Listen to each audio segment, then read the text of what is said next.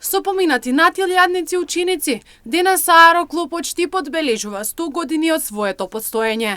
Успесите на Аероклубот се многобројни, светски и европски прваци. Составена од 4 гранки моделарство, подобранство, едриличарство и моторни пилоти, денес ја одбележува својата годишнина.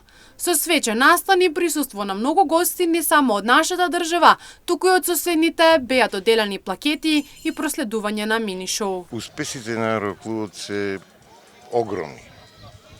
Не можам сите да ги набројам. Значи, светски и европски прваци во ракетно моделарство во сите гранки, бидејќи во склопот на Аероклубот работи школата за моделарство, за падобранство, за едриличарство и за моторни пилоти. Значи, тоа се 4 гранки и затоа не можеме да ги сите резултати. Воедно присуствуваше и Каракулев, член на Аероклубот, кој се вбројува помеѓу првите членови присутни денес.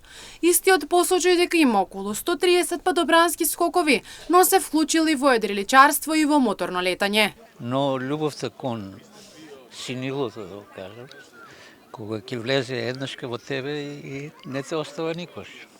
Се додека можеш да се движиш и паметот да стои, секош си овдека врзан. Како папа, младоста е овде поминавме, во Аероклубот, па и старост. Јас, како падобранец, почнав, тоа е тогаш во обуките на летањето беше прва фаза да ја помниш на падобрански скокови, имам некаде околу 130 падобрански скока.